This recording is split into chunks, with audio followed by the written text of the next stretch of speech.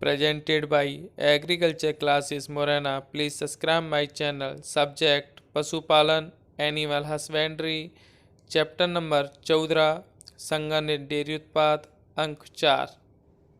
नमस्कार दोस्तों, मैं नरेंद्र सिंह एग्रीकल्चर क्लासेस मुरैना से आप सभी का एक बार फिर से स्वागत करता हूं। आज के इस वीडियो में मैं आपके लिए पशुपालन से संबंधित प्रश्न आपके लिए लेकर आ रहा हूं और इसमें मैं आज आपको चैप्टर नंबर 14 आपके लिए लेकर आया हूं और जिसका नाम है संगठित डेयरी उत्पाद। तो देखते हैं चैप्टर नंबर 14 और चैप्टर का नाम है संगठित डेयरी उत्पाद। और ये हमारे पेपरों में 4 नंबर का यहां से प्रश्न आता है। तो मैं आपको बताऊं चैप्टर नंबर 14 संगठित डेयरी उत्पाद जो 14 चैप्टर है और यहां से 4 नंबर का आपको एक प्रश्न पूछा जाएगा।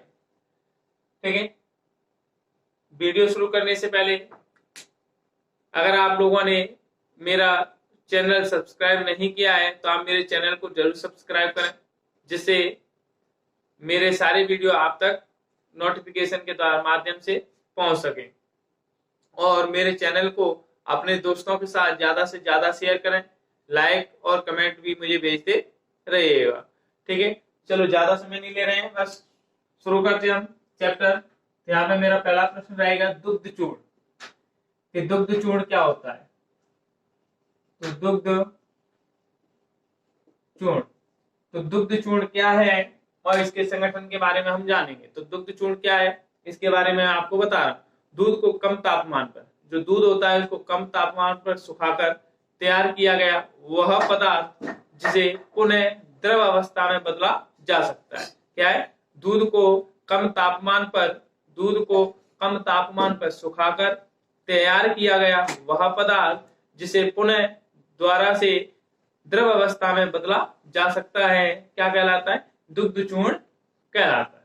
ठीक है, अब हम देखते हैं कि भाई दुग्ध चूर्ण का संगठन। तो दुग्ध चूर्ण का संगठन 2 प्रकार से पूछा जाता है यहाँ पे। एक तो होता है पूर्ण दूध। पूर्ण दूध का मतलब होता है जिसमें सपरेटा व जो वसा की मात्रा होती है वो पूरी की पूरी पाई जाती है, और एक होता है सपरेटा दूध, यानी जिसमें से वसा की मात्रा निकाल दी जाती है। तो दोनों का ही पूछा जा सकता है। वो पूछेगा कि दुग्ध चूर्ण किसे कहते हैं और सपरेटा दूध से तैयार दूध का संगठन लिखिए, या पूर्ण दूध से, या पूर्ण दूध नहीं लिख के भी दे सकता है। सपरेटा दूध का पूछेगा तो सपरेटा, अगर नहीं सपरेटा दे तो आपको पूर्ण दूध का ही संगठन लिखना है। तो चले आइए देखते हैं। यहाँ पे मैं लिखता हूं अवयव।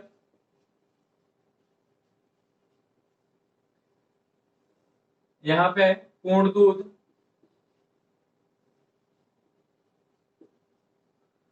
और यहाँ पे सपरेटा दूध।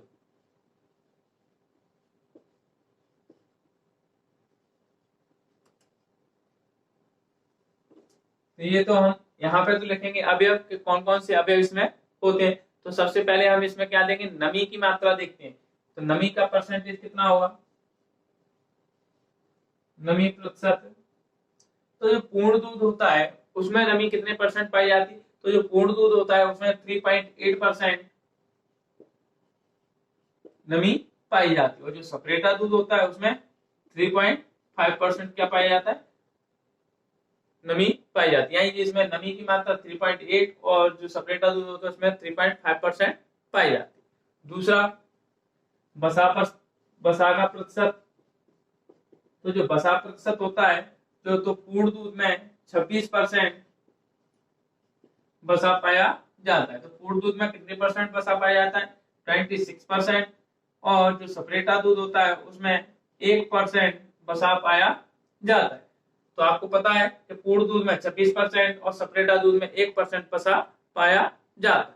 इसके बाद देखते हैं प्रोटीन। तो प्रोटीन कितने परसेंट पाया जाता है?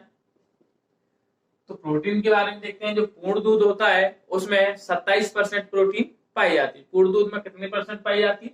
27% प्रोटीन पाई जाती है। और जो सपरेटा दूध होता है, सपरेटा दूध में 35.5%, 35 0.5% क्या पाया जाता है, प्रोटीन पाया जाता है। इसके बाद बात करते हैं हम लैक्टोज की, कि लैक्टोज कितने परसेंट पाया जाता है।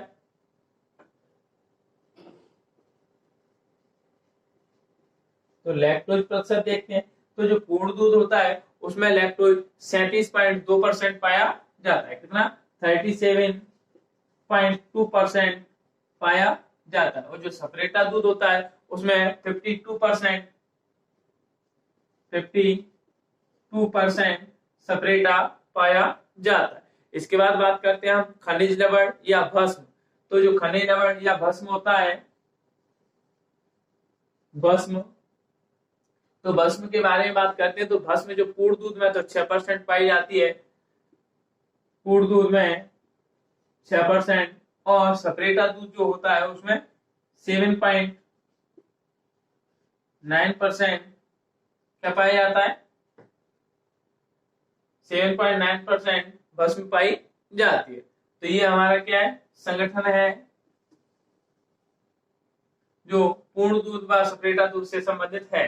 दोबारा से मैं आपको प्रश्न बताता हूं, दुग्ध चूर्ण किसे कहते हैं, इसका संगठन लिखिए। तो दूध को कम तापमान पर सुखाकर तैयार किया गया वह पदार्थ जिसे पुनः द्रव रूप में उपयोग किया जा सकता है या इसका प्रयोग किया जा सकता है, दुग्ध चूर्ण कहलाता है।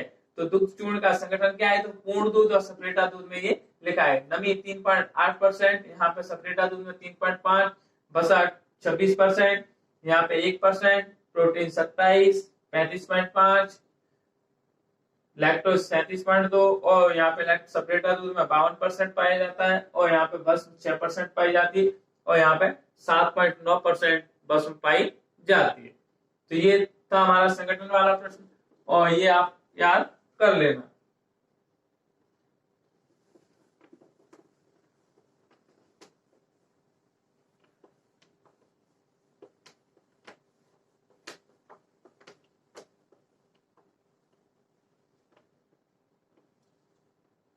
इसके बाद हम अगला प्रश्न पढ़ते हैं, और अगला प्रश्न हमारा कि दुग्ध चूर्ण बनाने की कितनी विधियां प्रयोग में लाई जाती हैं। तो मैं आपको बता दूं कि दुग्ध चूर्ण बनाने की जो औद्योगिक स्तर पे है, बड़े स्तर पे है, वो दो प्रकार की विधियां होती है। एक तो होती है बेलन या ड्रम शुष्कन विधि, और दूसरी होती है फार शुष्कन विधि। तो सबसे पहले हम पहली हेडिंग के बारे में बात करते हैं।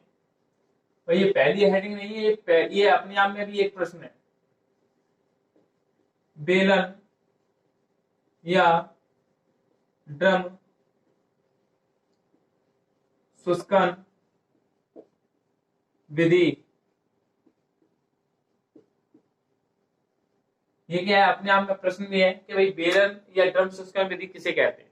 तो मैं आपको बताऊं, यहाँ पे जो बेलन या ड्रम शुष्कन विधि होती है उसमें हम कम से कम 5,000 लीटर अथवा इससे अधिक दूध का पाउडर प्रतिदिन तैयार कर सकते हैं। कितने लीटर का, कम से कम हमें 5,000 लीटर दूध या इससे ज्यादा दूध की आवश्यकता होती है। अगर आप बेलन या ड्रम शुष्कन विधि के द्वारा दूध का चूर्ण बनाने का कार्य करते हो तो 5,000 लीटर अथवा इससे अधिक दूध का पाउडर प्रतिदिन तैयार करने के लिए ये कैसी विधि है, सबसे अच्छी व आसान विधि मानी जाती है। इस विधि में हम सबसे पहले क्या करते हैं, इस विधि में गर्म करके पर्याप्त जो दूध होता है उसको हम क्या करते हैं, गर्म करते हैं, और गर्म करने के बाद उसे पर्याप्त गाढ़ा कर लिया जाता है। और जब गाढ़ा हो जाता है तो उसको कई रोलरों के बीच में से क्या करते हैं, बहुत सारे रोलर होते हैं, उनके मध्य से हम क्या करते हैं, इस दूध को जो हमने गाढ़ा कर लिया था उसको को हम क्या उन रोलरों के बीच से क्या करते हैं, निकालते हैं। और जब निकालते हैं तो मिल्क पाउडर तैयार किया जाता है। गाढ़े किए गए दूध को हम क्या करते हैं, गाढ़े किए गए दूध को क्या करते हैं हम, इसे गर्म होने के कारण दूध उन पर सूख जाता है। यानी जो रोलर्स होते हैं वो कैसे होते हैं, गर्म होते हैं, और जब रोलर्स के ऊपर से क्या करेगा, दूध निकलेगा पतली परत के रूप में। जब दूध पतली परत के रूप में निकलेगा रोलर से तो उसके ऊपर क्या हो जाएगा, सूख जाता है, क्योंकि रोलर क्या है, स्टीम के द्वारा गर्म पहले से ही रहते हैं। तो इनके ऊपर से जैसे ही दूध निकलेगा वो क्या हो जाए, सूख जाता है, और सूख रूप में उनके ऊपर जमता रहता है रोलरों के ऊपर। जब रोलर आमतौर पर जब रोलर के ऊपर ये जम जाता है दूध तो उसको हम क्या करते हैं, खुरेचने से क्या करते हैं, उनको हम उसके ऊपर से छुटाते हैं, और नीचे जो बर्तन होता है, नीचे जो कमरा बना होता है उसमें वो गिरते जाते हैं। बाद में हम इसको उसमें से निकाल कर और क्या कर देते हैं, पीस लेते हैं, और पीसने के बाद उसको प्रयोग हम पैकिंग के तौर पर हम इसका प्रयोग कर सकते हैं। ठीक है। तो ये तो था हमारा बेलन या ड्रम शुष्कन विधि। तो आसान सी बात है कि भाई बेलन या ड्रम शुष्कन विधि में सबसे पहले हम देखेंगे कि 5 लीटर या इससे कम दूध की हमें इसके लिए आवश्यकता होती है। और दूसरा, जो इनको हम क्या करेंगे, सबसे पहले दूध लेंगे, दूध को क्या करेंगे, पर्याप्त रूप से गाढ़ा बनाएंगे, दूध को क्या करें, गाढ़ा बनाते हैं। और जो कई रोलर के मध्य से हम क्या करते हैं, उसको गुजारते हैं। जब रोलर के मध्य से गुजारते हैं तो उसका क्या होता है, वो रोलर की ऊपरी परत पर क्या होता है, जम जाता है। और बाद में जब रोलरों से गुजरता है तो रोलर गर्म होने के कारण क्या होता है, दूध उनके ऊपर सूख जाता है और सूख कर चिपकने के बाद उसे हम वहां से निकाल लेते हैं। जो रोलर होते हैं वो किसके द्वारा गर्म किए जाते हैं, स्टीम के द्वारा हम इसे गर्म करते हैं। और यह घरेलू विधि से क्या है, दूध चूड़ की घरेलू विधि से अपेक्षा ये कैसी होती है, बहुत अच्छी मानी जाती है। तो ये है हमारा बेलन या ड्रम शुष्कन विधि। इसके बाद बात करते हैं फुहार शुष्कन विधि। दूसरी हेडिंग है हमारी फुहार शुष्कन विधि। और जो फुहार शुष्कन विधि है वो हमारा दूसरा प्रश्न है कि फुहार शुष्कन विधि को समझाइए। तो फुहार शुष्कन विधि में हम क्या लिखेंगे, इस विधि में से सर्वश्रेष्ठ क्वालिटी का, यानी इस विधि से हम क्या कर सकते हैं, अच्छी क्वालिटी का मिल्क पाउडर तैयार कर सकते हैं। परंतु इसके प्लांट में क्या होते हैं, इसका जो हम प्लांट लगाते हैं वो उसमें लागत कैसी आती है, अधिक आती है। और इसके लिए कम से कम हमें कितने लीटर दूध की आवश्यकता होती है, कम से कम हमें 10,000 लीटर दूध की आवश्यकता होती है, या 10,000 से अधिक दूध की हमें आवश्यकता होती है। तो इसलिए ये फुहार शुष्कन जो विधि है वो इसलिए महंगी है क्योंकि इसके प्लांट में कैसा होता है, खर्चा अधिक आता है। खर्चा अधिक आने की वजह से ये क्या होता है कि इससे, और दूसरी बात, हमें 10,000 लीटर से कम 10,000 लीटर दूध की भी आवश्यकता होती है। तो हम इसको पढ़ेंगे हेडिंग वाइज। तो पहली हेडिंग है इसकी pre heating. Pre heating, pre heating को हम क्या बोलते हैं, पूर्व तापन। प्री माने पूर्व और हीटिंग माने तापन। तो पूर्व तापन सबसे पहले हमारी हेडिंग है इसमें पूर्व ताप। तो हम दूध को क्या करेंगे, 63 डिग्री सेल्सियस पे, यानी अगर आप फुहार शुष्कन विधि के द्वारा करें तो दूध को सबसे पहले हम क्या करेंगे, 63 डिग्री सेल्सियस तापक्रम पर 30 मिनट तक क्या करते हैं, प्री हीटिंग में क्या करेंगे, 63 डिग्री सेल्सियस तापक्रम पर दूध को क्या करेंगे, 63 डिग्री सेल्सियस तापक्रम पर 30 मिनट तक गर्म करते हैं, जिससे जो दूध में उपस्थित जो जीवाणु होते हैं वो क्या हो जाते हैं, समाप्त हो जाते हैं। इसके लिए हम क्या करते हैं, प्री हीटिंग करते हैं। ठीक है। इसके बाद दूसरी हेडिंग संघनन।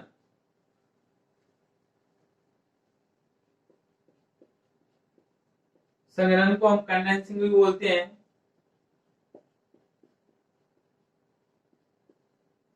तो दूसरी हेडिंग है हमारी संघनन करना या कंडेंसिंग। तो संघनन में हम क्या करते हैं, जो दूध को स्प्रे करने से पूर्व, यानी जो दूध हमने गर्म किया था इसको हम क्या करते हैं, स्प्रे करने से पहले इसको हम क्या करते हैं, उसका अधिकतम पानी उड़ाकर गाढ़ा कर लिया जाता है। यानी स्प्रे करने से पहले हम क्या करेंगे, उस दूध का ज्यादा से ज्यादा पानी क्या कर लेंगे, उड़ा देंगे और उसको गाढ़ा बना लिया जाता है। इसके लिए हम क्या करेंगे कि दूध में जो पानी को हम क्या करेंगे, वैक्यूम के अंतर्गत वाष्पित किया जाता है। जो वैक्यूम होता है उसके अंदर हम क्या करते हैं, दूध के पानी को क्या करते हैं, वाष्पित करने का कार्य करते हैं, जो सस्ता पड़ता है। वैक्यूम से अगर हम दूध को क्या करते हैं, अगर पानी को उड़ाते हैं तो वो कैसा रहे, हमें सस्ता पड़ता है।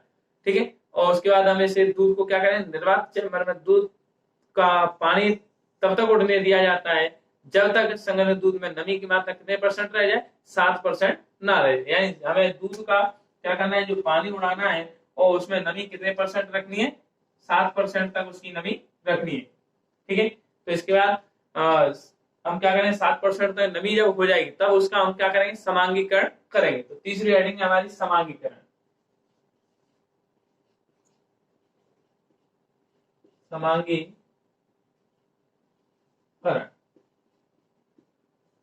समांगीकरण को होमोजेनाइजेशन भी बोलते हैं। क्या बोलते हैं, होमोजेनाइजिंग। होमोजेनाइजिंग।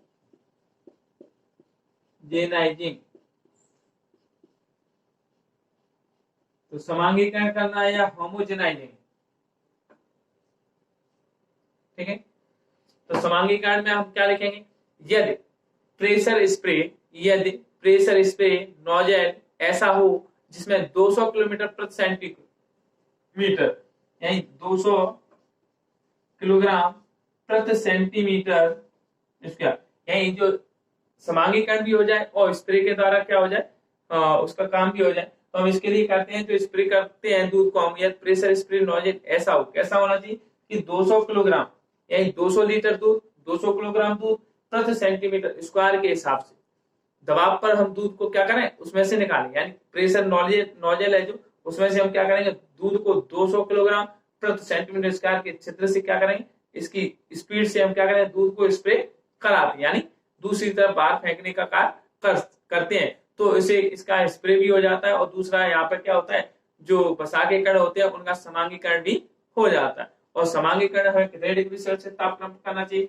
तो समांगीकरण हमें 60 डिग्री सेल्सियस तापक्रम पर करना चाहिए। कितने डिग्री सेल्सियस तापक्रम पर, 60 डिग्री सेल्सियस तापक्रम पर हमें समांगीकरण का कार्य करना चाहिए। और इसके बाद हम क्या करेंगे, स्प्रे शुष्कन। तो स्प्रे शुष्कन, अगली हेडिंग है स्प्रे शुष्कन। अब इसके बाद जो हमने ये कर लिया, हम समांगीकरण कर लिया, इसके बाद हम स्प्रे शुष्कन करेंगे। तो स्प्रे शुष्कन के लिए एक बड़े शुष्कन चैम्बर का प्रयोग किया जाता है। यानी अगर आप स्प्रे शुष्कन कर रहे हैं तो उसके लिए आपको बड़ा सा चैम्बर चाहिए होता है, और चैम्बर में हम क्या करते हैं, जो संघनित दूध हमारा है उसका क्या करेंगे, वहां पे स्प्रे करवाते हैं। और स्प्रे हम कहा, अभी ऊपर नोजल से हमने करवाया था, ठीक है। तो उसका हम क्या करते हैं, स्प्रे का साथ ही वहां पर क्या करते हैं, उसमें गर्म वायु का प्रवेश भी कराए। जो चैम्बर है उसमें हम क्या करते हैं, गर्म हवा का प्रवेश भी कराते हैं। तो जो गर्म वायु यानी शुष्क वायु जब दीवार पर पड़ती है, जैसे मान के चाहिए इस दीवार को हम क्या करा रहे हैं, स्प्रे करवा रहे हैं इधर से, और इसके ऊपर से गर्म हवा भी पीछे से शुष्क वायु भी छोड़ रहे, तो जैसे ही दूध की परत इन दीवारों पर पड़ेगी, इस पे छोटी छोटी बूंदा गिरे, वहां पीछे से गर्म हवा यहाँ पे पड़ेगी। तो जो गर्म हवा है जब इस पर पड़ेगी तो जो बूंद है दूध की, उनको यहीं पे सुखाने का कार्य करेगा। और यहाँ पे क्या होगी, उस गर्म हवा की वजह से जो बूंदें जा रही है वो तुरंत से वहां पे सूख जाती है, तथा चूड़ के रूप में दीवार पर चिपक जाएंगे। और जब ज्यादा मात्रा में हो तो वो क्या हो जाएगी, वहां से छूटकर नीचे चैम्बर में गिर जाती है, और नीचे जो फर्श पे हम क्या करें, गिरने के बाद उसको वहां से निकाल लेते हैं। इस प्रकार से हम क्या बना सकते हैं, फार शुष्कन विधि के द्वारा भी दूध का चूड़ या पाउडर तैयार कर सकते हैं। आशा करता हूं आपको ये प्रश्न समझ में आएगा।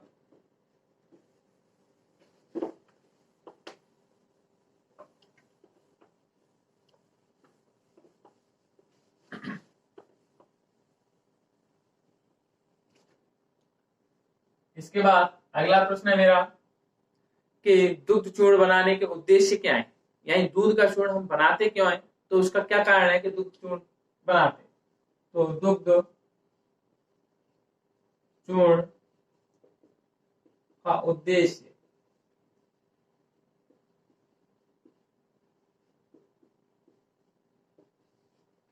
दूध का चूर्ण बनाने का हमारा उद्देश्य क्या है, तो पहला उद्देश्य हमारा कि ठोस दूध को अधिक समय तक सुरक्षित रखा जा सकता है।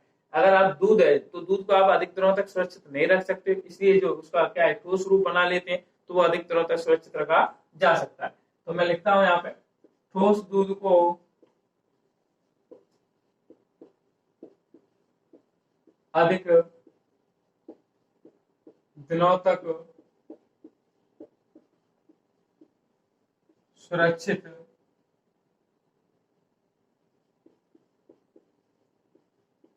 रखा जा सकता है।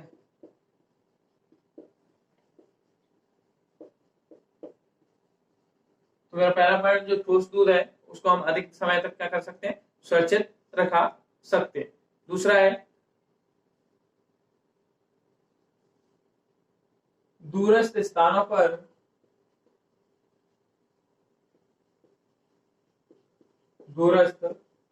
पर आसानी से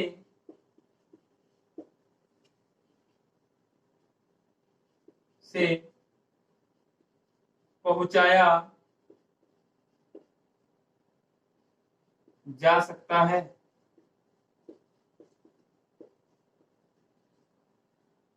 दूरस्थ स्थानों पर जैसे ठोस दूध है तो हम कितने भी दूर स्थान पर उसको हम आसानी से बेच सकते हैं, क्योंकि वो क्या होगा, खराब नहीं होता है, और खराब नहीं होगा तो हम कितनी भी दूर में कितने भी समय में हम इसे बेच सकते हैं। नंबर 3, बच्चों में आहार की कमी को पूरा करता है।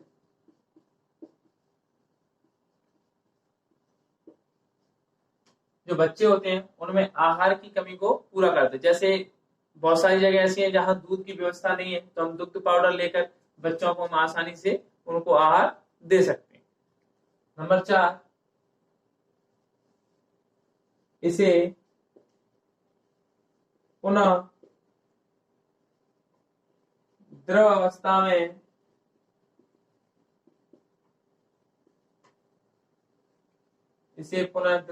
में लाया जा सकता है।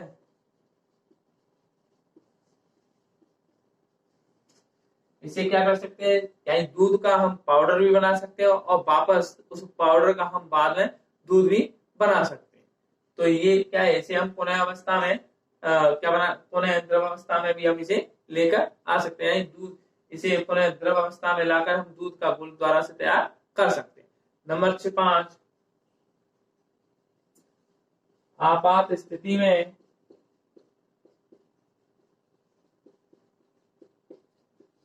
दूध की जगह इसका प्रयोग कर सकते हैं।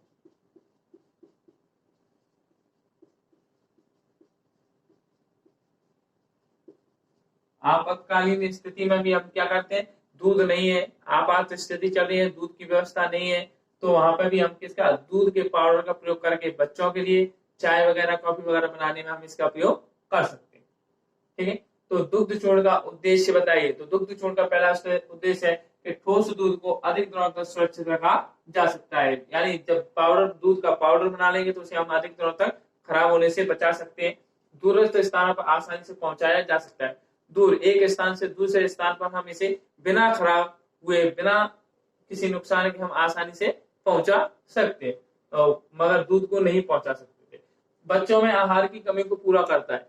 बच्चों में क्या है, भोजन की कमी को भी पूरा करने का कार्य करता है। जिस जगह पे दूध नहीं, जैसे हम आउटसाइड जा रहे हैं, घर से बाहर जा रहे हैं, और तो हम दूध साथ में ले जाएंगे तो खराब हो जाएगा, परंतु हम दुग्ध पाउडर ले जा सकते हैं और पानी में उसको, गर्म पानी में कहीं पे भी हम क्या कर सकते हैं, उसको द्वारा से घोल के रूम में बनाकर दूध बनाकर बच्चों को हम आसानी से पिला सकते हैं। इसीलिए मैंने अगला चौथा पॉइंट लगाया कि इसे पुनः द्रव अवस्था में, यानी इसे पुनः द्रव दूध के रूप में घोल बनाकर इसका प्रयोग कर सकते हैं। नंबर 5, आपातकालीन स्थिति। जैसे आपातकाल की स्थिति है और सारी चीजें बंद है, जैसे मान के चले अभी कोरोना चल रहा था, आपात स्थिति थी, घर से बाहर नहीं जा पा रहे, दूध वगैरह लेने के लिए नहीं जा पा रहे थे, परंतु अगर हमारे पास दुग्ध पाउडर का डिब्बा हम मंगा लेते हैं तो हम क्या कर सकते हैं, दूध पाउडर का डिब्बा हम काफी दिनों तक सुरक्षित रख सकते हैं, परंतु दूध को हम काफी दिनों तक सुरक्षित नहीं रख सकते हैं। तो आपात स्थिति में दूध की जगह हम इसका प्रयोग भी कर सकते हैं। आशा करता हूं ये प्रश्न आपको समझ में आया होगा।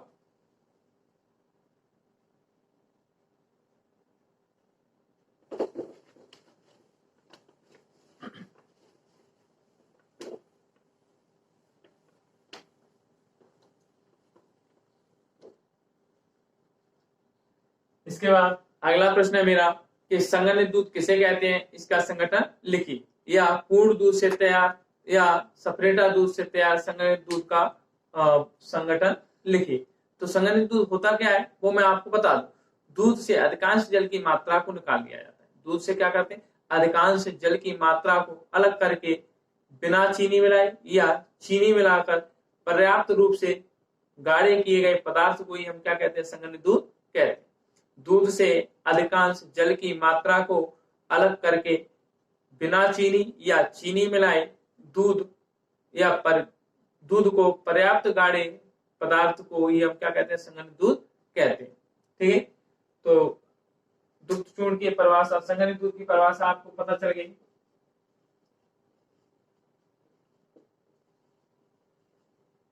संघनित दूध तो संगठित दूध की परिभाषा आपको मैंने बता दी। अब इसके बारे में देखते हैं इसका संगठन। तो संगठन के लिए सबसे पहले हम इधर लिखेंगे अवयव।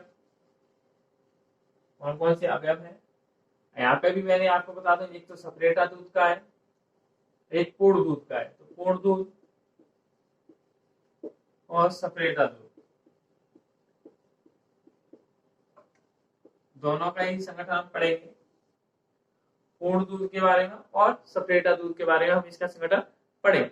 तो सबसे पहले हम देखेंगे यहाँ पे पानी की मात्रा, इसमें कितने परसेंट पानी पाया जाता है। तो जो पूर्ण दूध होता है उसमें 24.4% क्या पाया जाता है, पानी पाया जाता है। कितने परसेंट, 24.4% क्या पाया जाता है, पानी पाया जाता है। और सपरेटा दूध होता है उसमें 27.6% क्या पाया जाता है, पानी पाया जाता है। ठीक है, तो जो पानी है पूर्ण दूध में 24.4 और सपरेटा दूध में 27.6% पानी पाया जाता है। इसके बाद बात करते हैं बसा परसेंट की। ये बसा कितने प्रतिशत पाया जाता है। तो जो बसा होता है वो पूर्ण दूध में 9.1% तक पाया जाता है। कितना पाया जाता है, 9.1%। और जो सपरेटा दूध होता है उसमें बसा की मात्रा होती है 0.4% बसा पाया जाता है। इसके बाद प्रोटीन पाई जाती है। तो प्रोटीन जो पूर्ण दूध में पाई जाती है वो 8.4% और जो सपरेटा दूध में पाई जाती है वो है 9.6%। कितना, 9.6% प्रोटीन की मात्रा पाई जाती है। इसके बाद बात करते हैं कार्बोहाइड्रेट की। तो जो कार्बोहाइड्रेट होता है, कार्बोहाइड्रेट, तो कार्बोहाइड्रेट की जो मात्रा है जो पूर्ण दूध होता है उसमें 56% कार्बोहाइड्रेट पाया जाता है। कितना, 56%। और जो सपरेटा दूध होता है उसमें 16%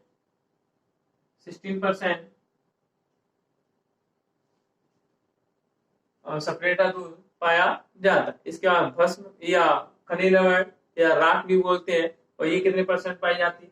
तो मैं आप यहाँ लिखता हूँ भस्म, जो खनिज लवण होते हैं वो पूर्ण दूध में 2% पाए जाते हैं। और जो सपरेटा दूध होता है उसमें 2.4% तक भस्म या राख पाई जाती है। तो मैं दोबारा से आपको बताऊं संघनित दूध होता क्या है। तो दूध से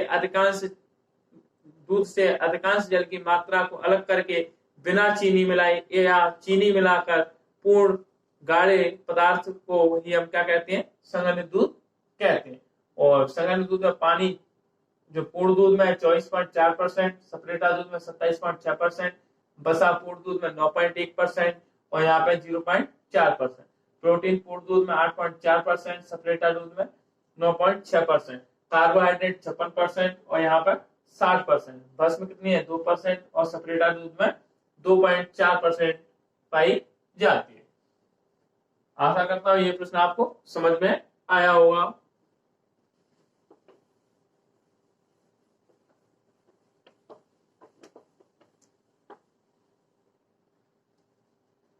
अगला प्रश्न मेरा कि संघनित दूध बनाने की विधि का वर्णन कीजिए। तो संघनित दूध बनाने की विधि,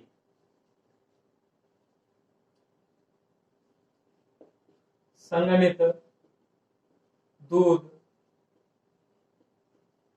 बनाने की विधि। संघनित दूध बनाने की विधि क्या है। तो संघनित दूध में सबसे पहले हम क्या करें, दूध का मानकीकरण। तो मैं यहाँ पे हेडिंग बनाता हूं, दूध का मानकीकरण। दूध का मानकीकरण,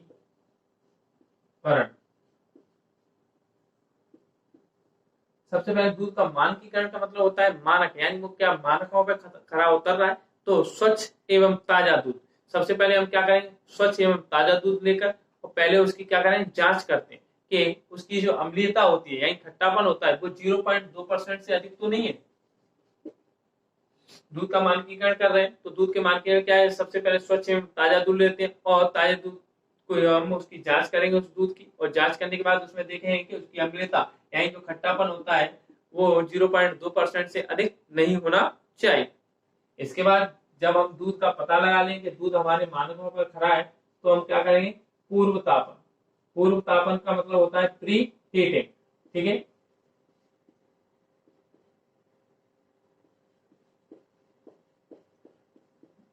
तो हम दूसरी हेडिंग में हमने क्या लिखा है, पूर्व तापन या प्री हीटिंग। जब हमें मानकीकरण पर दूध सही उतरेगा, खरा उतरेगा, तो हम मानकीकरण के पश्चात क्या करेंगे, दूध को 63 डिग्री सेल्सियस तापक्रम पर, कितने डिग्री सेल्सियस तापक्रम पर, 63 डिग्री सेल्सियस तापक्रम पर 30 मिनट तक गर्म करते हैं।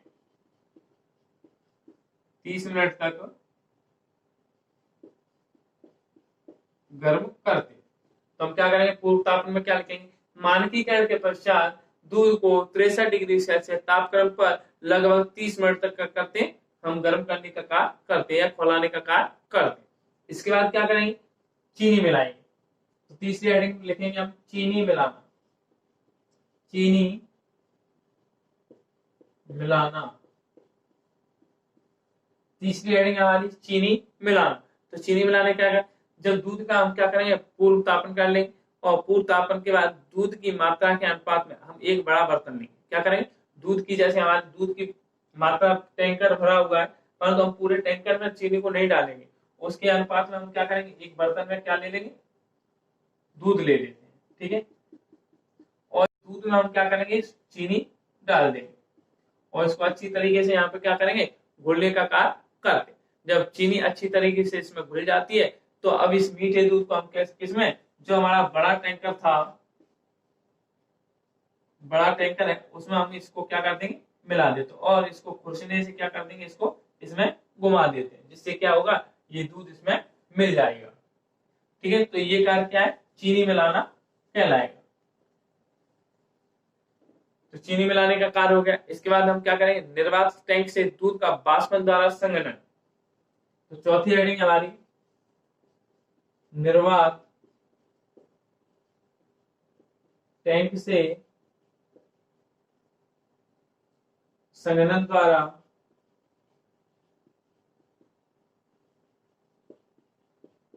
बाष्पन।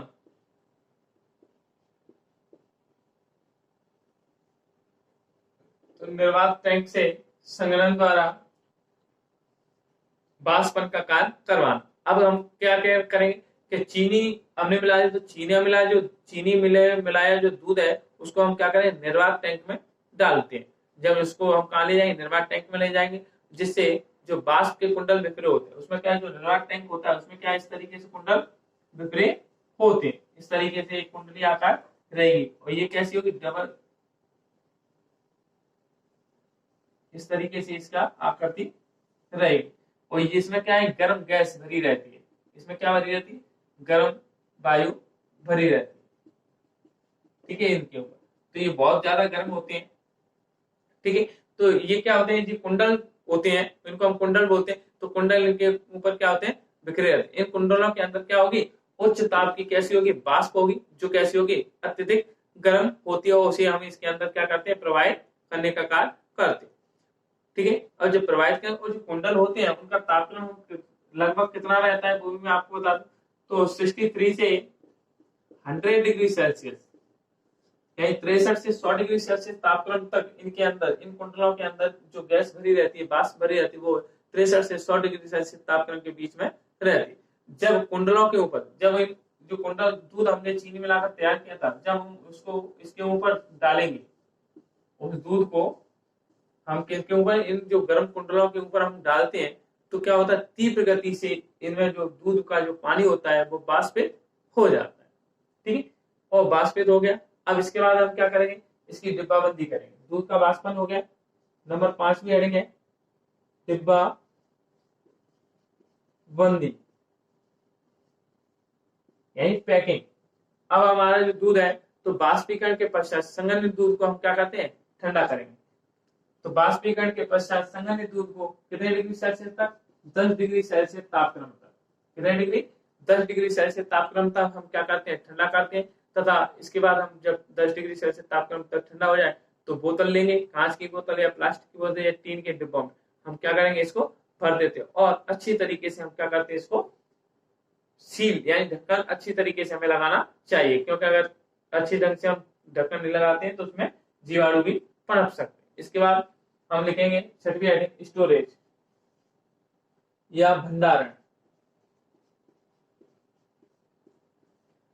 तो भंडारण में हम लिखेंगे कि जो हमने दूध की बोतलों में, टीन के डिब्बों में जो हमने दूध भरा है, उसका संग्रहण हमें अच्छी या सुरक्षित जगह पर करना चाहिए। यानी कितने डिग्री सेल्सियस तापमान पर, सीधा सा पॉइंट पे आओ कि कितने डिग्री सेल्सियस तापमान पर इसका भंडारण करते हैं संग्रहित दूध का। तो 2 से 4 डिग्री सेल्सियस, 2 से 4 डिग्री सेल्सियस तापमान पर हमें दूध को क्या करना चाहिए, भंडारित करना चाहिए। जो संग्रहित दूध हमने तैयार किया है उसको हम 2 से 4 डिग्री सेल्सियस तापमान पर हम क्या कर सकते हैं, भंडारित कर सकते हैं। तो ये था अपना प्रश्न। एक बार जल्दी से फिर से रिपीट कराता हूँ। संग्रहित दूध बनाने की विधि के बारे में बताइए। तो दूध का मानकीकरण, दूध का मानकीकरण क्या करेंगे, स्वच्छ एवं ताजा दूध लेते हैं और ताजा दूध लेने के बाद उसकी हम सबसे पहले जांच करेंगे कि इसकी अम्लीयता 0.2% से अधिक नहीं होनी चाहिए। पूर्व तापन या प्री दूध, जो दूध है उसका मानकीकरण हो गया। मानकीकरण के पश्चात दूध को हमें 63 डिग्री सेल्सियस तापमान पर लगभग 30 मिनट तक गर्म करना चाहिए। इसके बाद चीनी मिलाने का कार्य करेंगे। तो दूध की मात्रा के अनुसार हम क्या करेंगे, एक बड़ा बर्तन लेंगे और उसमें हम क्या कर लेंगे, चीनी ले लेंगे तथा उसमें दूध की कुछ मात्रा हम उसमें डाल देते हैं और उसको अच्छी तरीके से क्या करते हैं, घोल लेते हैं। अब इस मीठे दूध में जब घोलने के बाद जब दूध मीठा हो जाए तो उसे हम, जो बड़ा टैंक था हमारा, उसमें हम इसे क्या कर देंगे, डाल देंगे और उसमें मिलाने का कार्य कर देंगे। इसके बाद क्या करेंगे, निर्वात टैंक से संग्रहण द्वारा वाष्प, यानी जो हमने चीनी मिला ली, अब इसको हमें क्या करना है, इसके पानी को हमें वाष्पित करना है। जो दूध है उसमें जो पानी की मात्रा है उसको हम क्या करना है, वाष्पित करना है। तो चीनी वाले दूध को हम क्या कहाँ ले जाते हैं, निर्वात टैंक। एक टैंक बना होता है जिसमें क्या होता है, गर्म वायु रहती है और कुंडल बिखरे रहते हैं, ठीक है। तो निर्वात टैंक में ले जाते हैं और जिसमें क्या होंगे, वाष्प के कुंडल, मैंने आपको बताया थी, ये कुंडल क्या होंगे, रहेंगे और इनमें क्या होगी, इन कुंडलों के अंदर क्या होगी, गर्म हवा होगी, जो कितने डिग्री सेल्सियस तापमान तक होगी, 63 से 100 डिग्री सेल्सियस तापमान तक इसकी जो अंदर जो गर्म वाष्प भरी वो कितने डिग्री सेल्सियस तापमान पर होती। जैसे ही हम दूध को इसके ऊपर भेजते हैं, कुंडलों पर जब भेजते हैं, दूध को कुंडलों पर जब छोड़ा जाएगा तो क्या होगा, दूध जैसे ही छोड़ा जाएगा तो जो पानी होगा इसमें से वाष्प बनकर पानी उड़ने लगेगा। तो ये हमारा काम वाष्पन का हो गया। अब इसके बाद हम क्या करें, डिब्बाबंदी। तो जो वाष्पीकरण के पश्चात जो दूध प्राप्त हुआ है, वाष्प दूध, संग्रहित दूध, तो उसे हम क्या करेंगे, सबसे पहले 10 डिग्री सेल्सियस तापमान तक ठंडा करेंगे और ठंडा करने के बाद टिन के डिब्बों में या बोतलों में हम क्या करेंगे, भर देते हैं और अच्छी तरीके से ऊपर से ढक्कन लगाकर सीलबंद कर देते हैं। उसके बाद भंडारण करेंगे। तो संग्रहित दूध को हमें 2 से 4 डिग्री सेल्सियस तापमान पर क्या करना चाहिए, संग्रहित कर देना चाहिए। आशा करता हूं ये प्रश्न आपको समझ में आया होगा।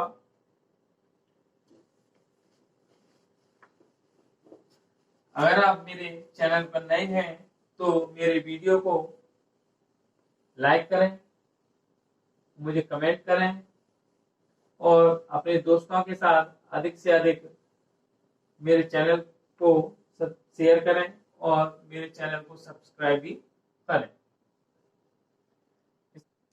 इसके बाद अगला प्रश्न है,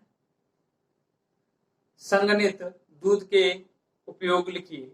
संघनित दूध का उपयोग, महत्व आपसे पूछेगा कि संघनित दूध के उपयोग लिखिए। तो मैं आपको यहाँ पर संघनित दूध के उपयोग के बारे में बताता हूँ।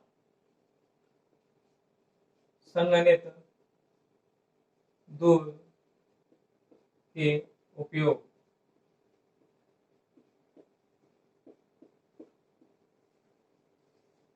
संघनित दूध का हम उपयोग कहाँ करते हैं। तो पहला है फीके संघनित दूध में जल मिलाकर शुद्ध एवं ताजे दूध की भांति हम इसका प्रयोग कर सकते हैं। जो फीका दूध होता है 2 प्रकार का था, एक तो मीठा था, एक फीका था। तो फीके संघनित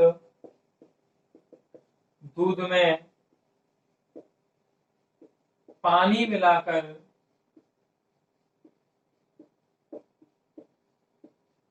ताजे दूध की भांति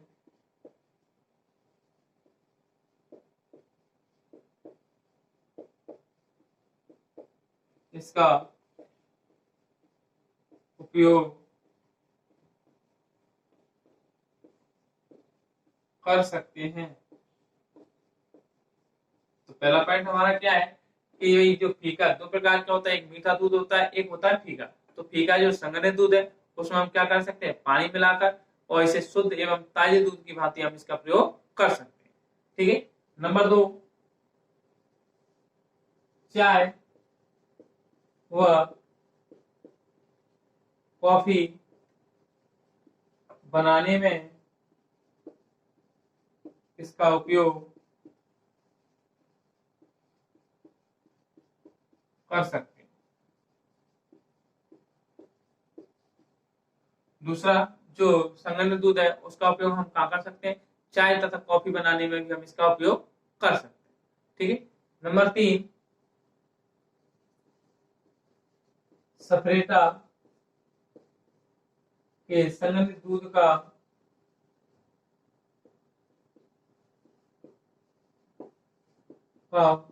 उपयोग आइसक्रीम व कैंडी बनाने में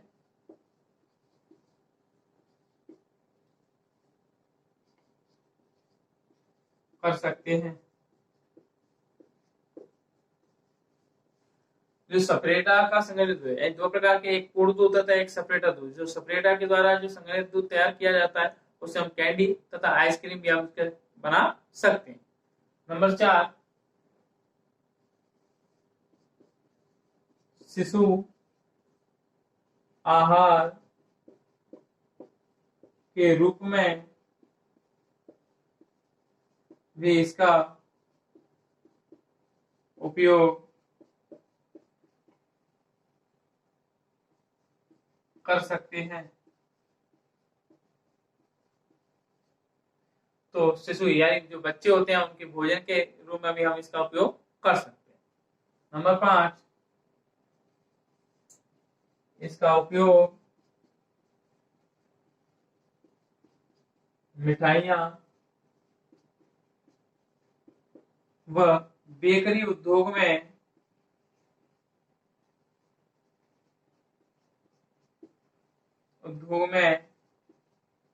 भी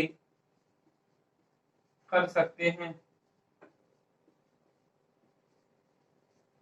इसका उपयोग हम मिठाइयाँ बनाने में या बेकरी के उद्योग में, यानी क्रीम रोल वगैरह बनाने में या पेस्ट्री बनाने में, केक बनाने में जो क्रीम का उपयोग करते हैं उसकी जगह पर हम इसका उपयोग करते हैं, उसकी जगह। ठीक है। तो संघनित दूध के उपयोग लिखिए। तो फीके, यानी दो प्रकार का होता है, एक मीठा दूध होता है, एक फीका होता है।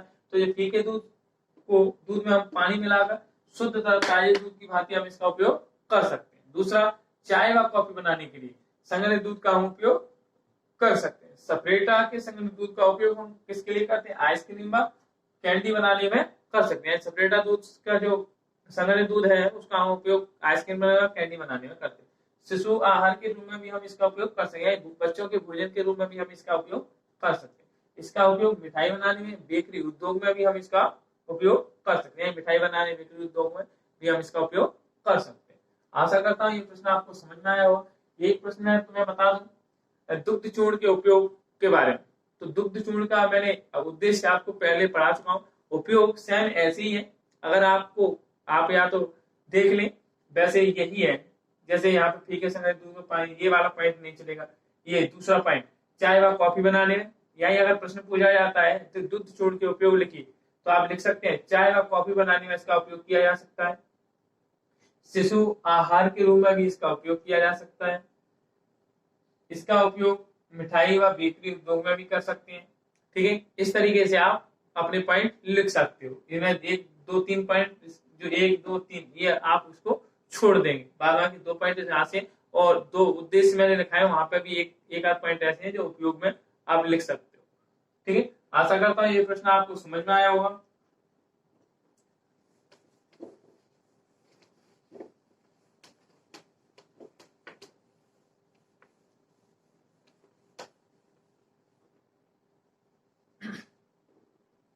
अगला प्रश्न है, वाष्पित दूध किसे कहते हैं? इसका संगठन लिखिए।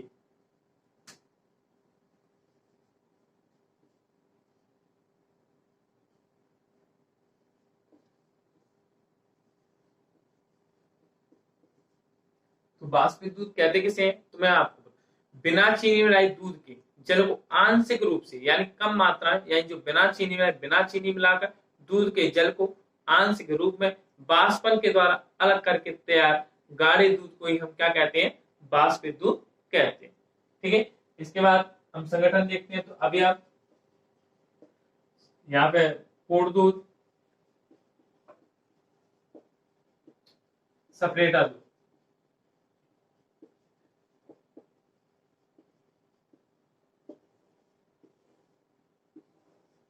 ठीक है। तो सबसे पहले जो हम बताने वाले हैं वो है पानी। तो पानी की कितने परसेंट मात्रा है, पानी का परसेंट पूर्ण दूध में तो है तुम्हारा 73%। पूर्ण दूध में कितना है, 73%। और जो सपरेटा दूध होता है उसमें 71% पानी की मात्रा होती। ठीक है, तो पूर्ण दूध में पानी कितना है, 73%, और सपरेटा दूध में 71% पानी की मात्रा होती है। इसके बाद बात करते हैं प्रोटीन की। तो प्रोटीन परसेंट कितना है, तो जो पूर्ण दूध होता है उसमें 6.5% तक क्या पाया जाता है, प्रोटीन पाया जाता है। कितना, 6.5% तक क्या पाया जाता है, प्रोटीन पाया जाता है। और जो सपरेटा दूध होता है उसमें 11.2% तक, 11.2% तक क्या पाया जाता है, प्रोटीन की मात्रा पाई जाती है। इसके बाद बात करते हैं वसा। तो वसा पाया जाता है पूर्ण दूध में 8.25%, 8.25%। और जो सपरेटा दूध होता है उसमें 0.4% क्या पाया जाता है, वसा की मात्रा पाई जाती है। इसके बाद लैक्टोज। तो लैक्टोज देखते हैं।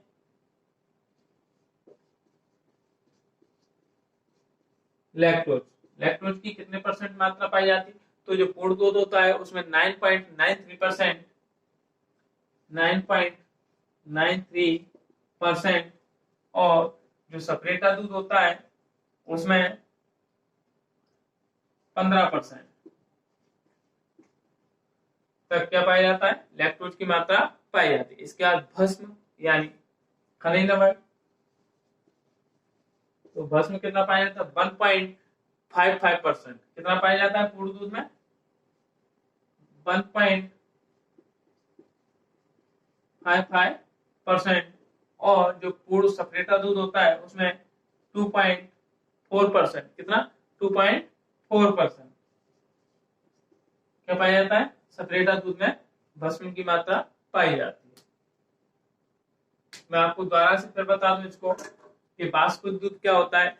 तो बिना चीनी मिलाए दूध के जल को आंशिक रूप से बाष्पन के द्वारा अलग करके तैयार किए गए गाढ़े दूध को ही हम क्या करते हैं, बाष्पित दूध कहते हैं। ठीक है, पानी 73% पाया जाता है पूर्ण दूध में, सपरेटा दूध में 71%, प्रोटीन 6.5% पूर्ण दूध में, और जो सपरेटा दूध होता है उसमें प्रोटीन 11.2% पाया जाता है, वसा 8.25%, और यहाँ पे 0.4%, लैक्टोज 9.93, और यहाँ पे 15%, बस 1.55, और यहाँ पे 2.4% सपरेटा दूध में क्या पाया जाता है, भस्म पाई जाती है। इस चैप्टर में इतने ही प्रश्न हैं जो आपके लिए मैं भेज रहा हूं। आशा करता हूं मेरा वीडियो आपको पसंद आएगा और आप अपने दोस्तों के साथ मेरे इस वीडियो को ज्यादा से ज्यादा शेयर करेंगे। अगर आप लोग मेरे चैनल पर नए हैं तो मेरे चैनल को सब्सक्राइब जरूर करें और अपने दोस्तों के साथ ज्यादा से ज्यादा शेयर करें, जिनसे एग्जाम के इस समय में और लॉकडाउन के इस समय में उन बच्चों को भी इन वीडियोस के फायदा मिल जाएंगे, जिससे वो भी अपने अच्छे अंक की जो तमन्ना है उनकी, वो भी एक अच्छे अंक प्राप्त कर सकते हैं। आशा करता हूं कि आप मेरे द्वारा जो पहुंचाई गई जानकारी है उसको ज्यादा लोगों के साथ शेयर करोगे। तो आज के इस वीडियो में आपके लिए मैं इतना ही भेज रहा हूं, और कल एक नई वीडियो के साथ मैं आपके सामने फिर से उपस्थित रहूंगा। तब तक के लिए नमस्कार।